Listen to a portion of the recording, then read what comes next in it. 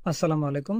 আয়কর আইনজীবী নিবন্ধন পরীক্ষা 2024 এর ভাইভা প্রস্তুতি পর্ব আজকের পর্বে থাকছে। কর দিবসের মধ্যে আয়কর রিটার্ন জমা দিলে কত ধারা অনুযায়ী আপনাকে আয়কর পরিশোধ করতে হবে? স্বাভাবিক ব্যক্তি করদাতাকে কর দিবসের মধ্যে আয়কর রিটার্ন দাখিল করতে হয়। কর দিবসের মধ্যে রিটার্ন দাখিলের ক্ষেত্রে আয়কর আইনের ধারা 173 মোতাবেক কর পরিশোধ করতে হবে। 2, কর দিবস পরবর্তীকালে যদি রিটার্ন দাখিল করা হয় তাহলে উক্ত কর কত ধারা মোতাবেক পরিশোধ করতে হবে এবং কর দিবস পরবর্তীকালে রিটার্ন দাখিল করা যাবে কিনা? কর দিবস পরবর্তীকালে রিটার্ন দাখিল করা যাবে, অর্থাৎ সারা বছরই আপনি আয়কর রিটার্ন দাখিল করতে পারবেন, কোনো সমস্যা নাই। এক্ষেত্রে আয়কর আইনের ধারা 174 মোতাবেক আপনাকে কর পরিশোধ করতে হবে। রিটার্ন দাখিলের পদ্ধতি কি?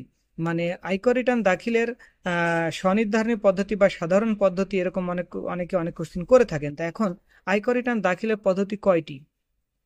স্বাভাবিক ব্যক্তি করদাতাগণ কর দিবসের মধ্যে বা কর দিবস পরবর্তীকালে যখনই আয়কর রিটার্ন দাখিল করুক না কেন, তাকে স্বনির্ধারণী পদ্ধতিতে আয়কর রিটার্ন দাখিল করতে হবে।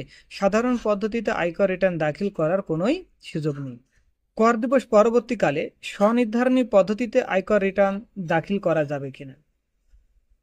কর দিবস পরবর্তীকালে স্বনির্ধারণী পদ্ধতিতেই আপনি আয়কর রিটার্ন দাখিল করতে পারবেন, অর্থাৎ সারা বছর ধরে আপনি আয়কর রিটার্ন দাখিল করতে পারবেন এবং সেটা একটি পদ্ধতিতেই হবে, অন্য কোনো পদ্ধতিতে হবে না, এবং সেটা হলো স্বনির্ধারণী পদ্ধতি। ঠিক আছে, ধন্যবাদ।